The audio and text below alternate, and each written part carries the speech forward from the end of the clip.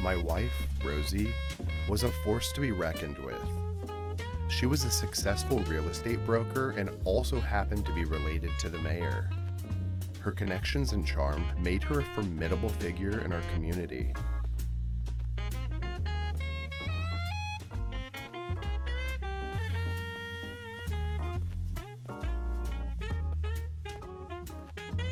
Her manicured nails tapped nervously on the tabletop, her well-coiffed hair hiding the creases of worry on her forehead. I know this sounds like a terrible thing to say about my future wife, but despite her charming smile and smooth words, a nagging doubt lingered in the air about her true intentions.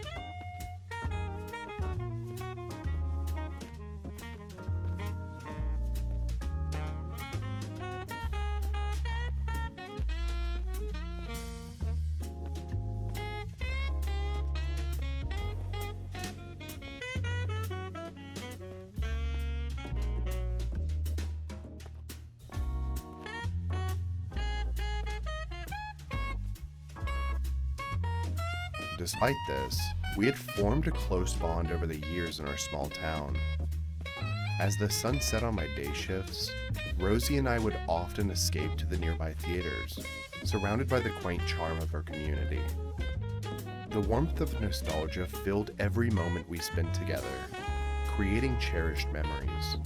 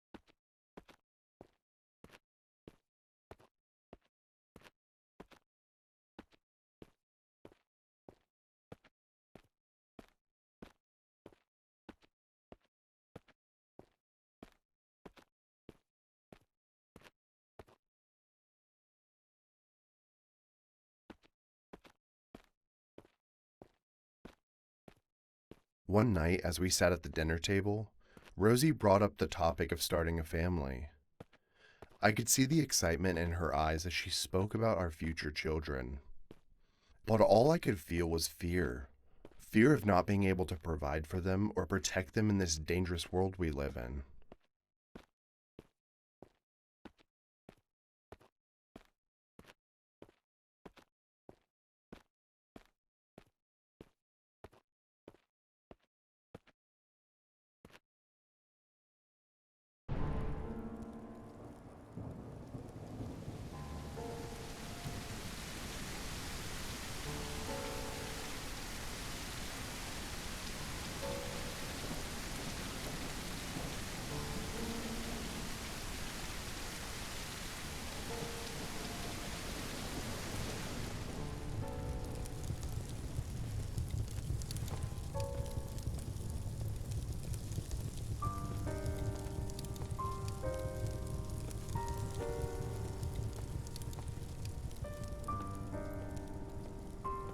It seemed that Sam's father, the mayor, had mob connections and promptly used them against me.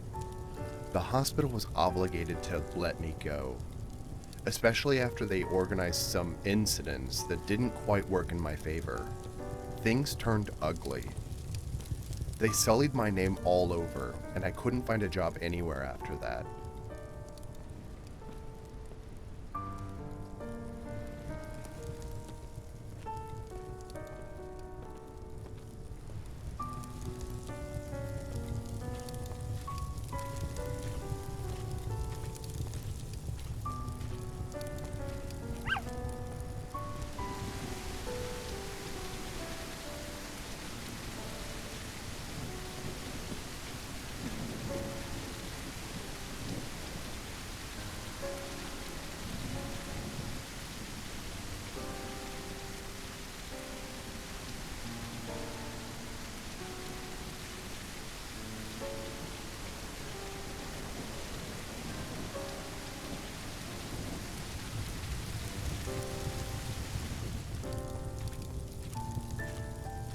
Being broke wasn't the only issue. Shameless gossip was propagated all around town, and by the end, I'd lost touch with many a friend and family member. My relationship with Rosie was also inevitably broke down, and we broke up.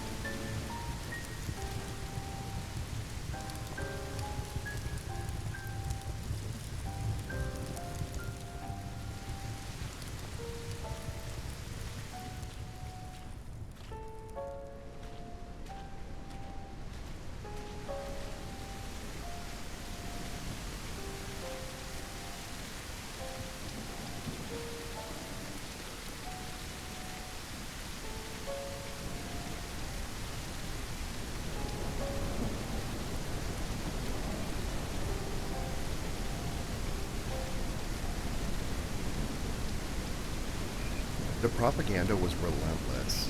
Rumors spread like wildfire, and my once supportive community turned against me. I could feel the stares and whispers everywhere I went.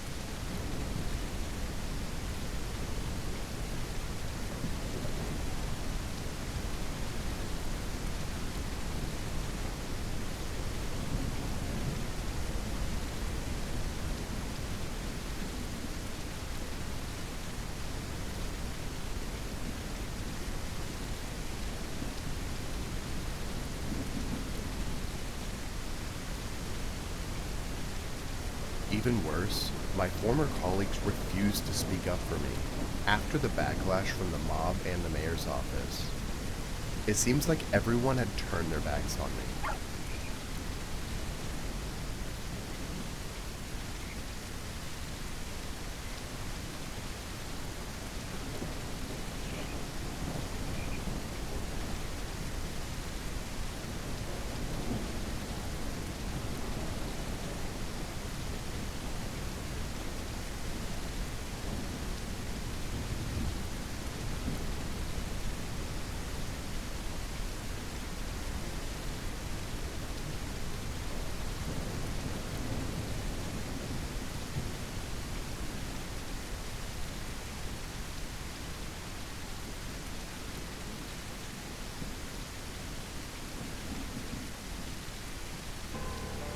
With no job prospects and dwindling savings, I was forced to sell my house and move into a small apartment on the other side of town.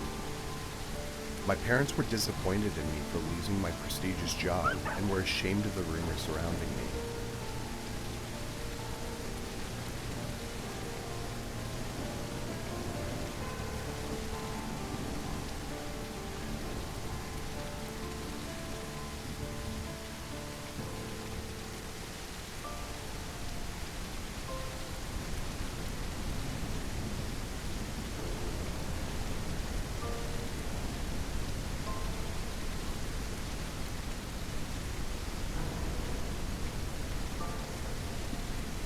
But the worst blow was, of course, what it did to me and Rosie.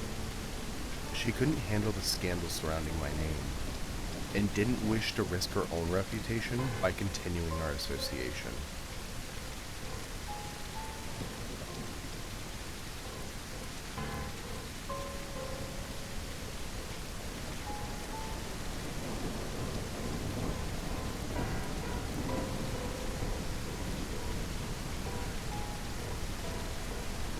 As I packed up my belongings, memories of our past dates and conversations flooded my mind.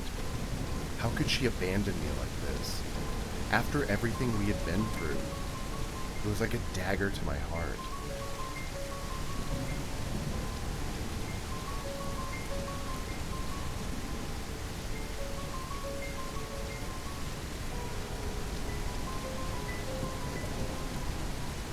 But as much as it hurt, I couldn't blame her.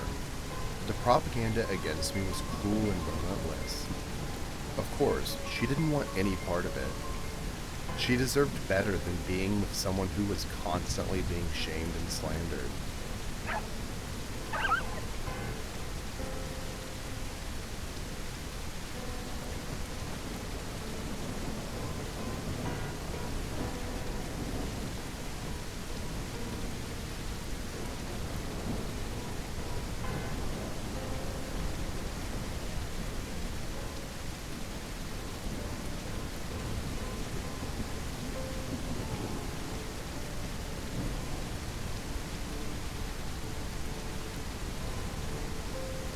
I thought about reaching out to her, begging for another chance. But I knew deep down that it wouldn't make a difference. The damage had been done and our relationship was beyond repair.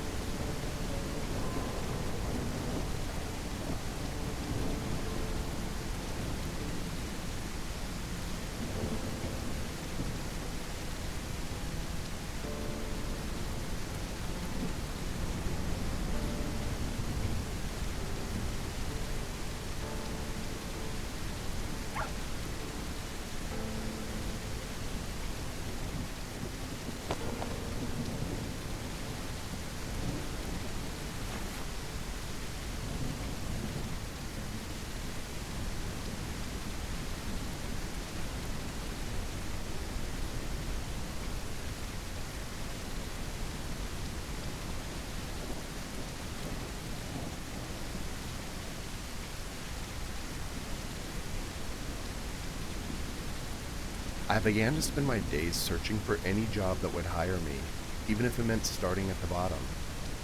But no one wanted to give me a chance. The mayor's influence seemed to reach every corner of our small town.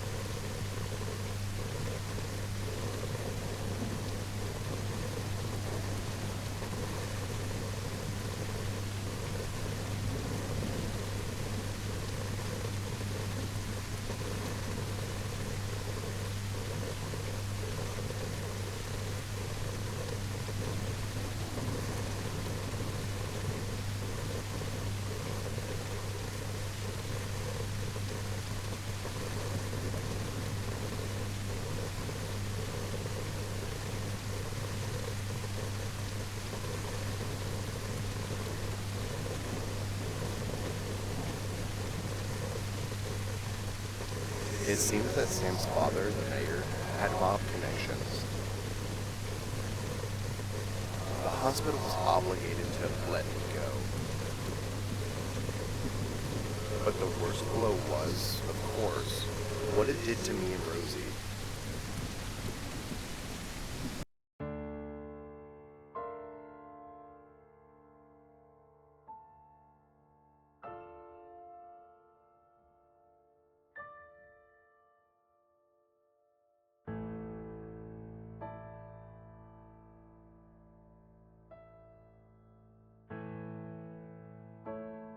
The memory of that fateful day in the hospital is a constant, never-ending present in my mind. The hours were dark and chaotic, turning my life upside down in an instant.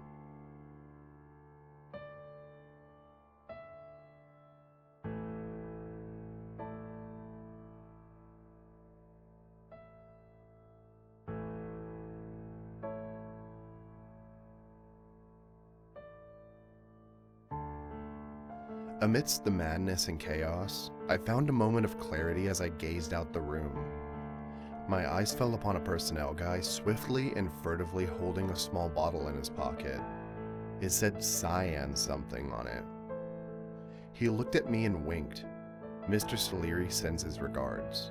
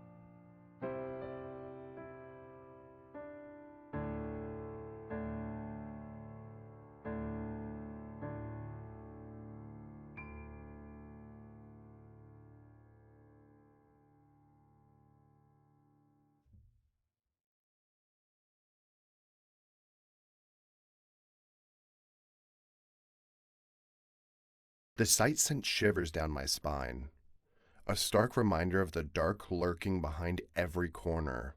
Even amidst the chaos, this image remains etched in my mind, haunting me endlessly.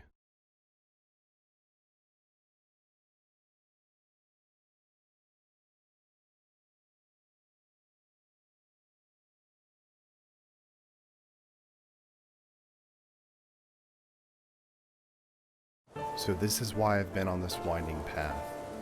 To put an end to the crushing weight of sadness that has plagued me by throwing myself off the edge of this cliff. The jagged rocks below taunt me, daring me to take the leap and release myself from it all.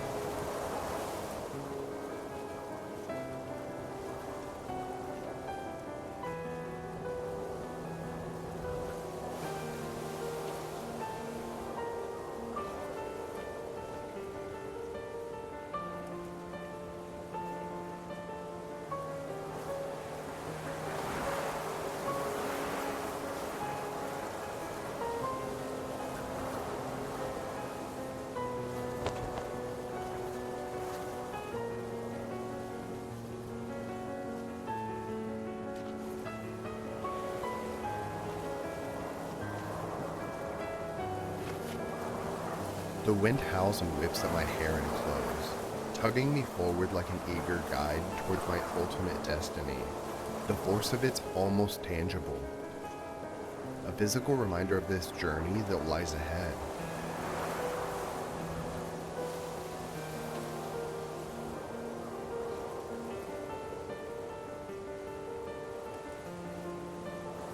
The wind carries with it a scent of salt, a reminder of the vast ocean just beyond the craggy cliffs.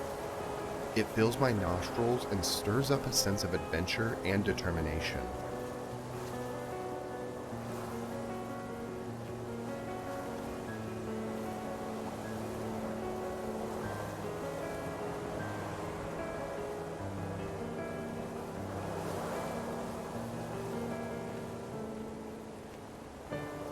The wind tastes of pure, untamed freedom, a rush of cool air that invigorates my senses and pushes me to take the leap towards my destiny.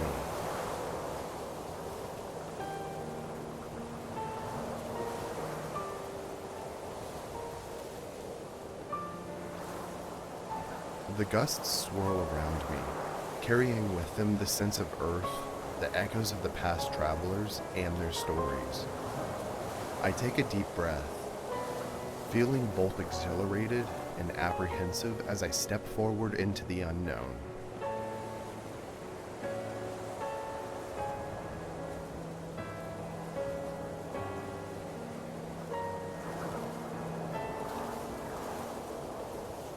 The personnel guy is etched into my mind, a symbol of death and betrayal. It must have been cyanide seeping through his veins like poison, planted by the rival mob to sabotage Sam's surgery. The memory haunts me, taunting me with the knowledge that I couldn't save him. And now, I'm left with nothing but shattered pieces of my former self.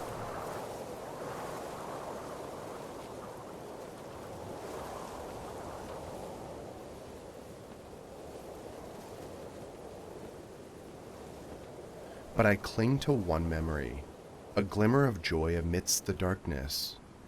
Riding a bicycle 5 years ago, feeling the wind rush against my skin, and the freedom of breathing without fear or pain. It was a fleeting moment, but it remains burned into my soul. I choose to keep living despite the overwhelming grief and emptiness. Breathing is my purpose, my reason for living, and I've come to realize that it is actually the most profound purpose of all.